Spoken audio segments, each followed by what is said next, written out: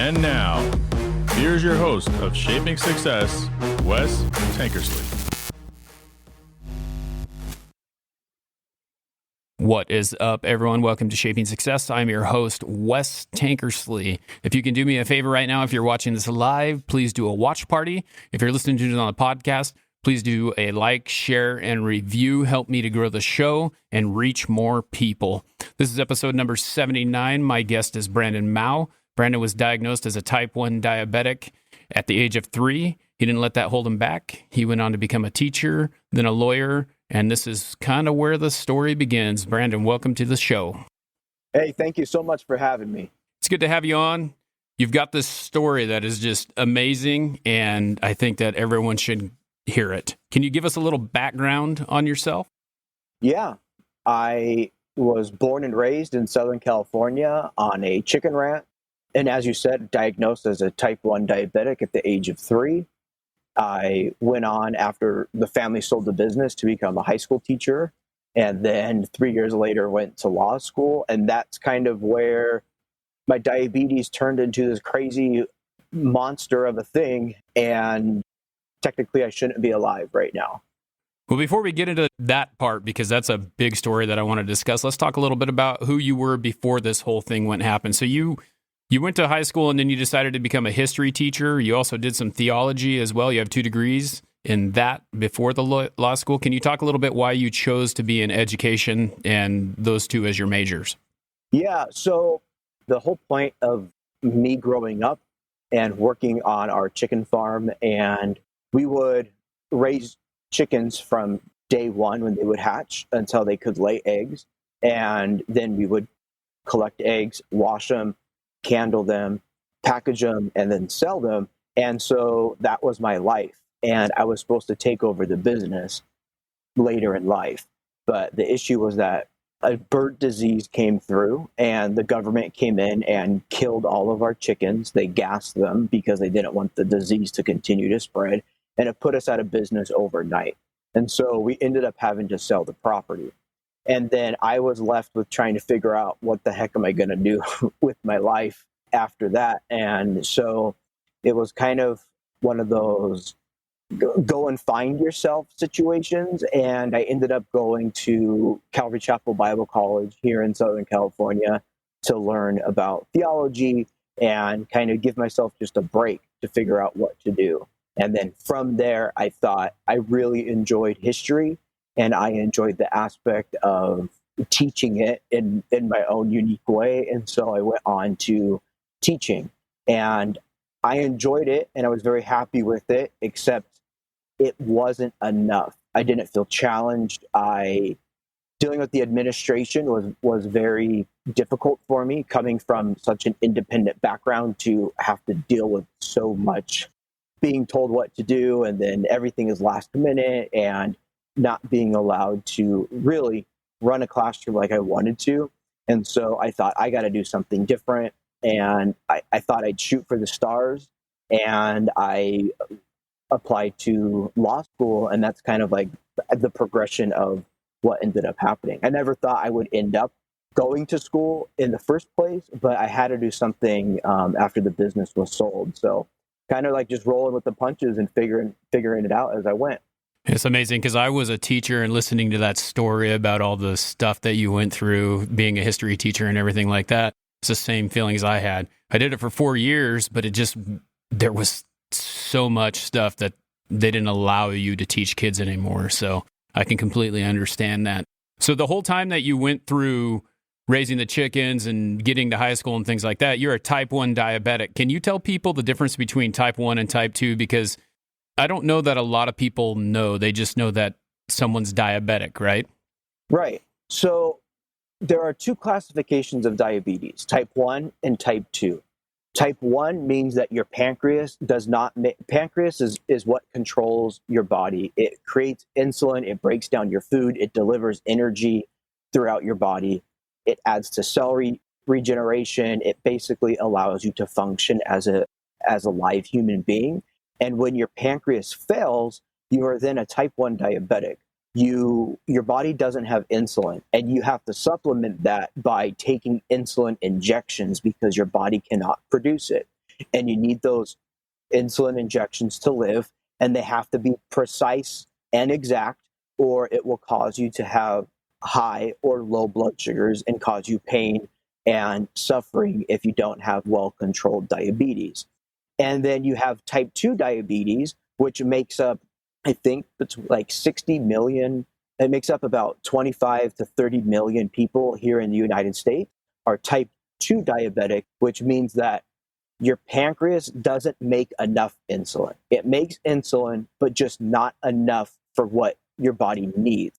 And so you have to supplement that by taking mostly oral medication to boost your pancreas to make more insulin, or you can change your diet and lifestyle so that you're eating low glycemic foods, and by exercising you can burn the extra food that is in your body, and you don't have to take the medication. So in a lot of cases, type 2 diabetes is reversible, where you can get rid of it, and type 1 is something that is incurable, and you will have it for the rest of your life.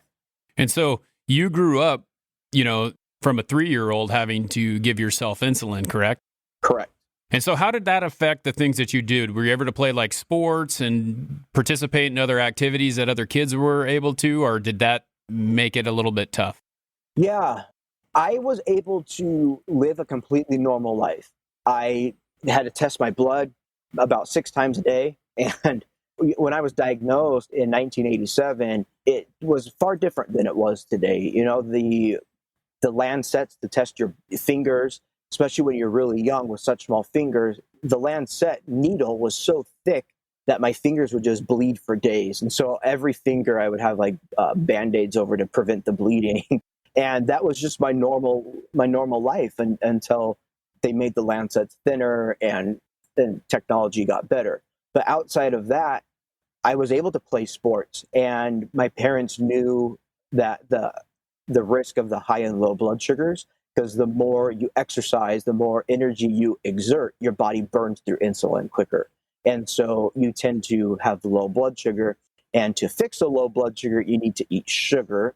And so what would happen is I would play sports, and my dad would either coach or at least be there, or one of my family members would. And every break I would get, every time I would go into the sideline, there would be orange juice or juice for me to drink.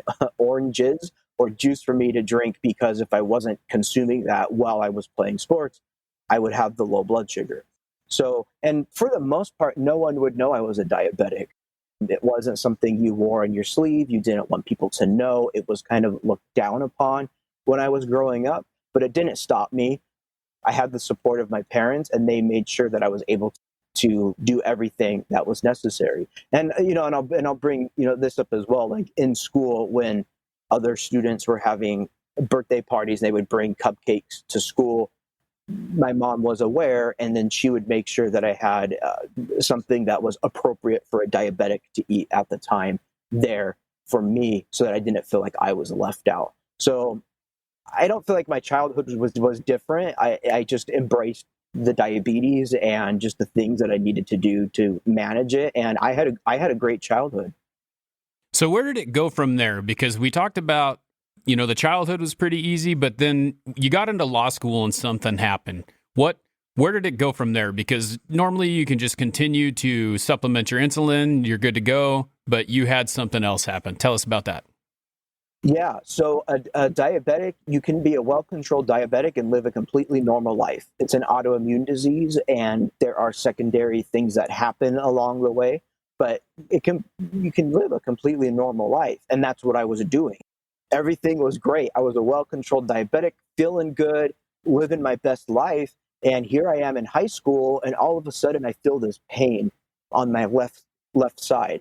And I will say that as a diabetic, you kind of get used to, or you have a higher tolerance to pain, because every time your blood sugar goes high or goes low, you feel really terrible. And when your blood sugar is high, this is what I like to compare it to. It feels like there's mud running through your veins. And so you're just really bogged down mentally. You don't have clarity.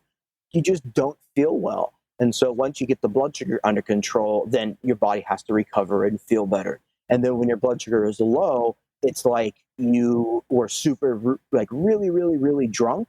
And then all of a sudden you come back and then your body has to recover from that hangover of a low blood sugar. And so you kind of become a little more tolerant to pain that way. And so I just thought, I hurt myself working out, or I had just gone on a hike. I was like, I must have done something goofy, pulled a muscle. But a couple days later, the pain was so bad that I went to the hospital. And it was the first time I had been to the hospital since I was diagnosed as a diabetic at the age of 3. I had never broken a bone. I was never sick enough to go to the hospital, nothing. And I was there knowing something was bad going on within me. It felt like an elephant was stepping on my side.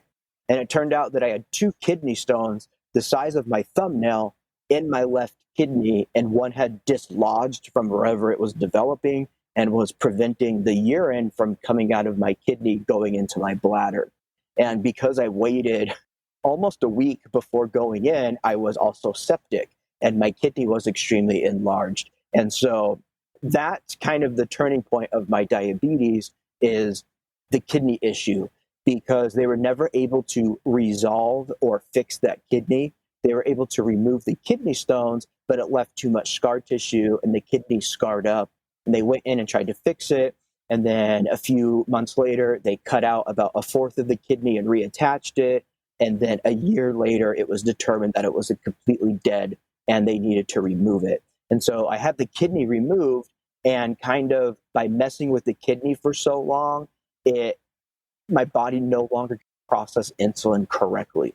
I developed antibodies and insulin antibodies, and so it would fight the insulin. And then when it decided to not fight the insulin, it would stop, and then all the insulin would be used at once, as opposed to it being used over an 18-hour period, and it would cause the really bad hypoglycemic episodes. And then in addition, it affected my stomach and the way it digested food, so that my stomach didn't digest food all the way down to the point where it could be broken down into energy.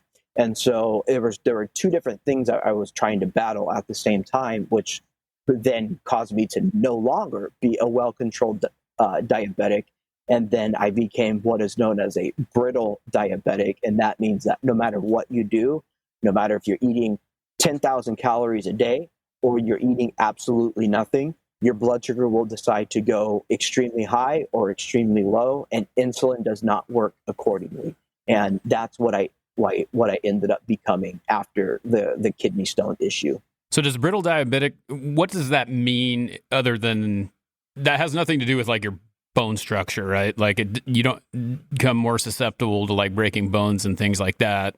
Correct. The brittleness, so it's a very rare like diagnosis for a diabetic, and it simply means that your diabetes is so brittle that the smallest thing will cause it to just go off into dangerous, deadly levels. So mine would go low. That was the issue with me, and it would go so low that I would pass out. I was found dead twice. I was brought back to life. And the brittle aspect of it just simply means that you can't control it. And it's so crazy that you'll do the same thing every single day with a completely different outcome. Like makes no sense. And so the brittleness aspect makes it so that you can't control it to a point where at any time there's that breaking point of it going high or low. I hope that makes more sense. No, it makes complete sense. I mean, if you just look at it in the sense of that every little thing can mess whatever it is, high or low, up. Yeah, that makes sense to me. So what is the answer to this? Because, you were 3 years into law school, or you were clerking, you'd already finished, and then this happens. What is their suggestion to you?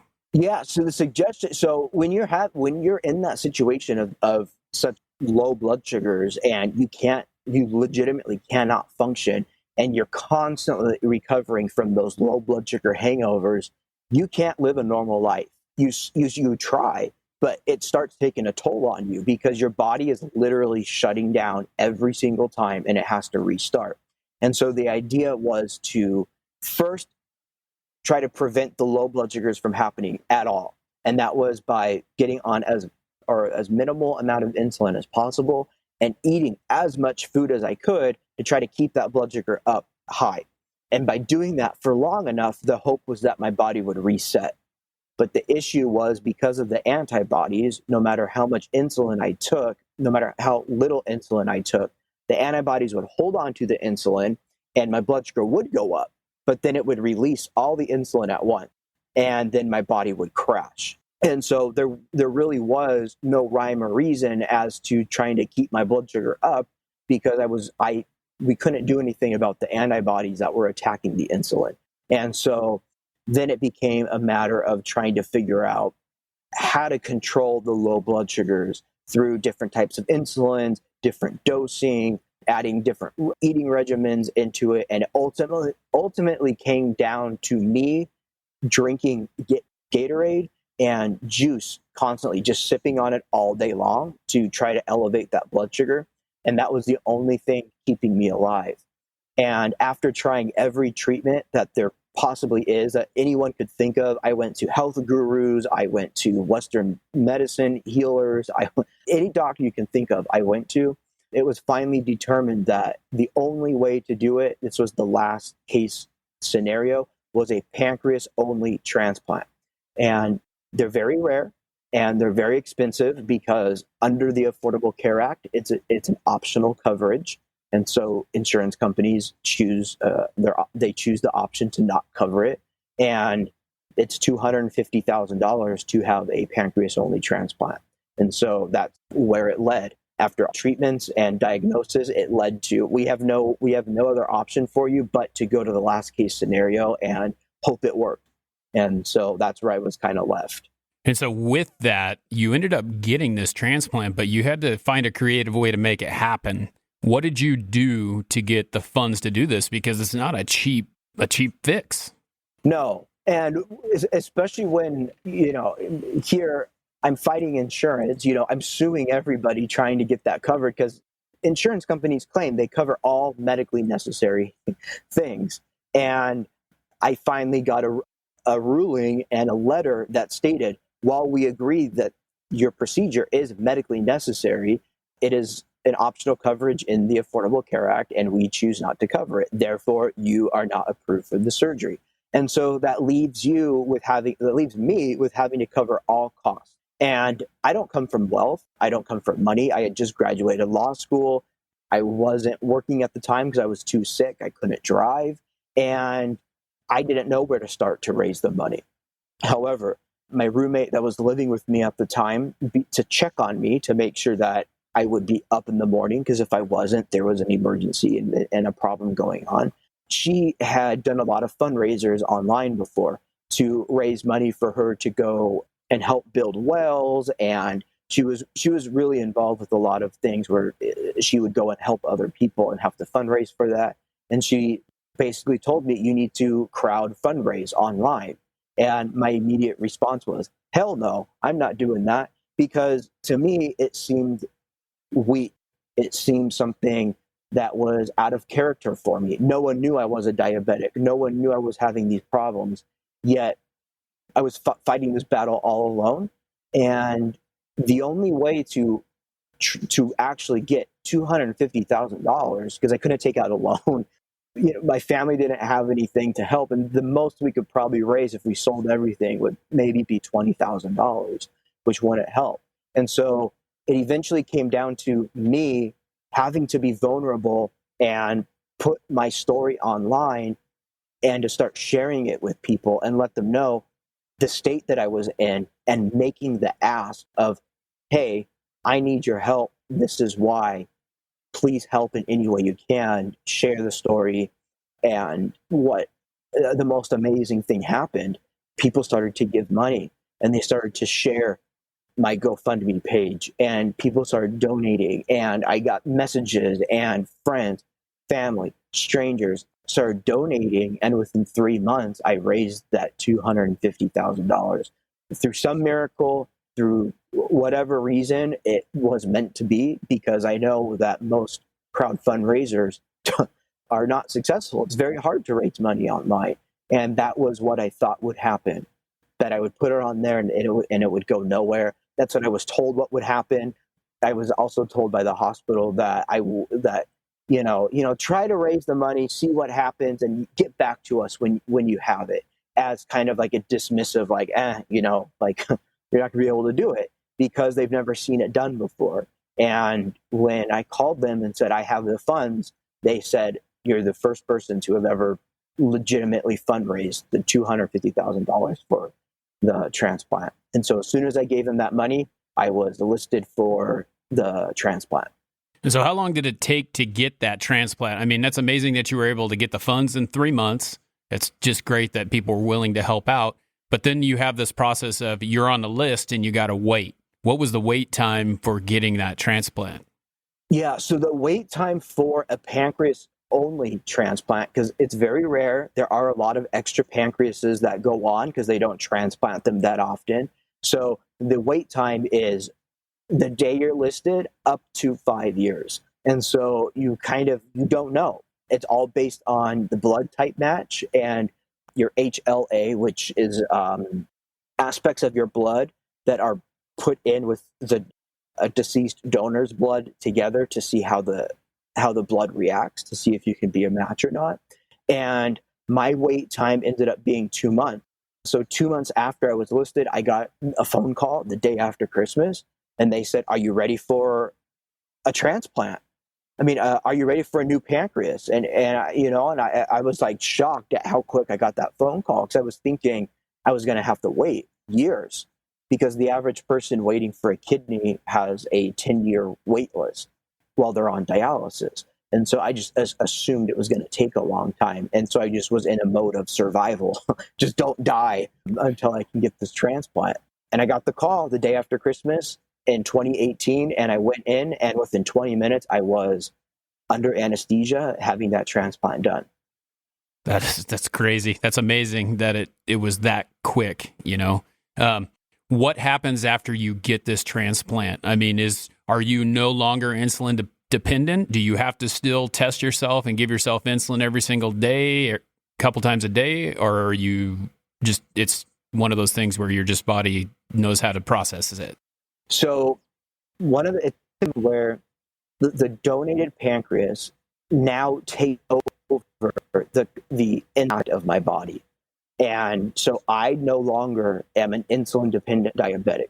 I am technically no longer a diabetic. It's not a cure, because at any time this transplant can fail. It is a pause in my diabetes.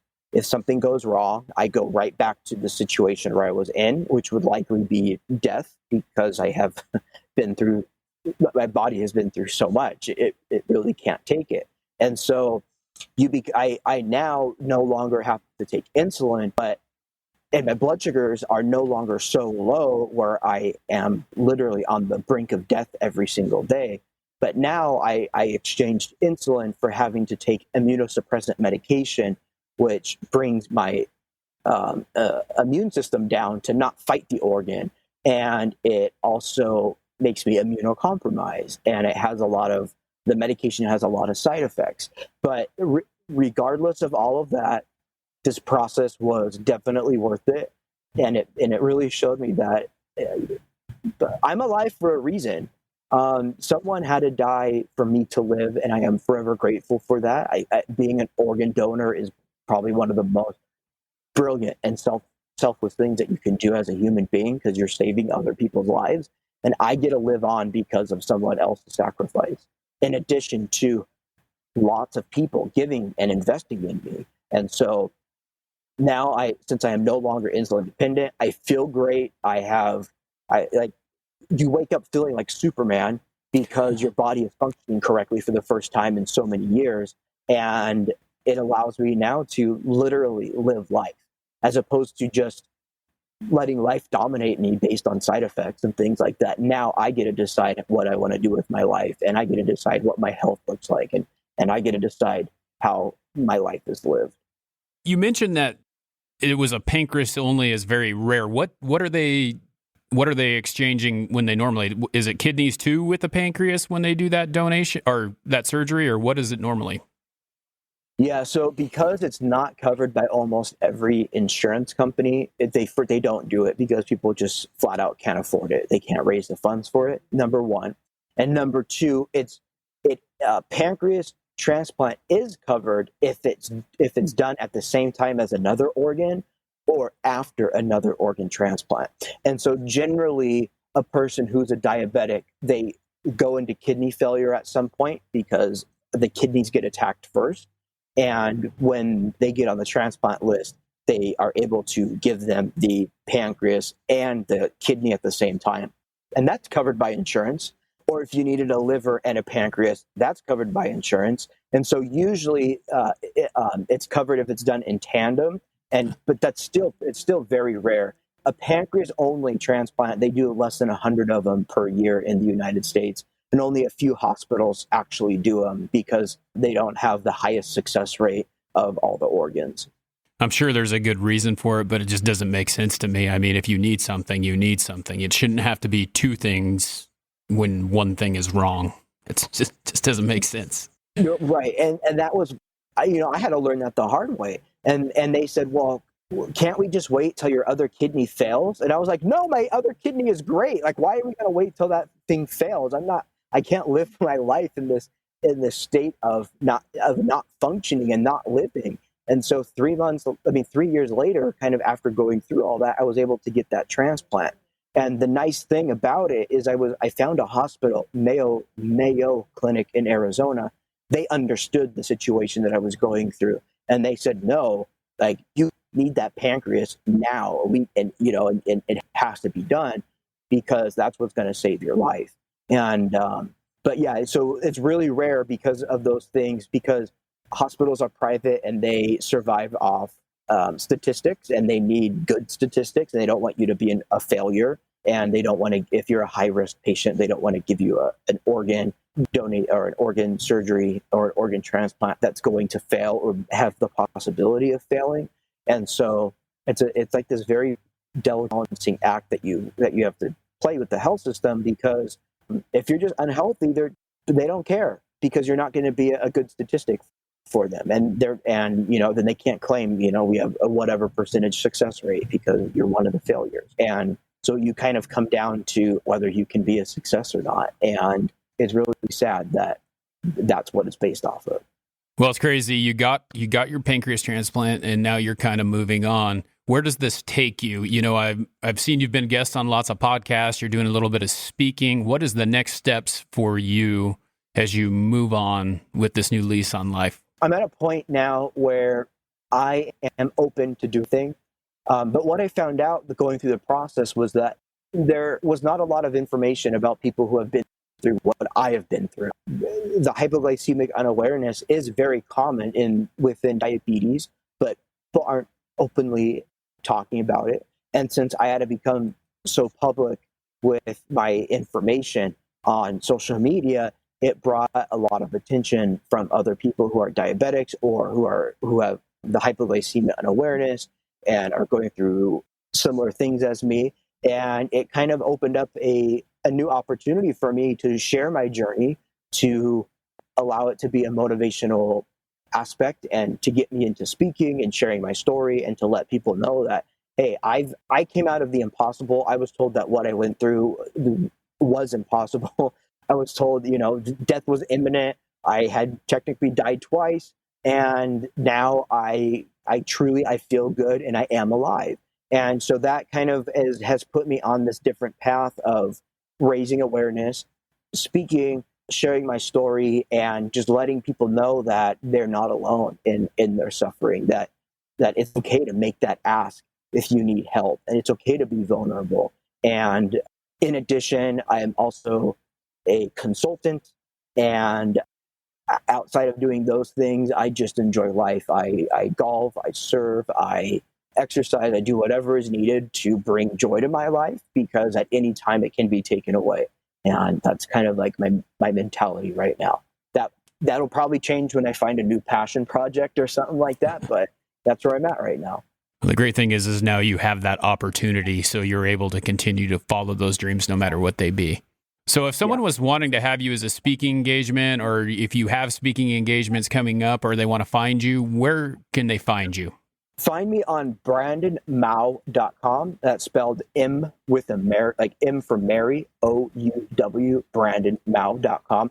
It's a simple website. All my information is on there. I have a book coming out. Hopefully, the idea of the book was to get me out in front of more people. It's done. I wrote it. It's great. And you can sign up for more information on there. You can find me being on this podcast on the website, and any other information you want to know about me, just send me a message. I answer all messages, and I'm open to all questions. So please message me. Yeah, well, hopefully people will see this as a great resource, because I know that there's a lot of people out there that are type 1 diabetics. Not many have as many problems as you do, but they're still out there. My brother-in-law is one, and he's insulin dependent, so we see him sticking himself with that needle all the time. Hey, we've got one last question here. Before we do that, we got to read a sponsor here. So the last question sponsor for this episode is PodSpout. It's the only tool you'll need to promote your podcast. Go to podspout.com to get your free account. Use code SUCCESS to get 10% off any paid plan. If you go to @west.tankersley and check out the link in my bio, you can see what that looks like. It's a great landing page for your podcast. It has all of the different places to find it.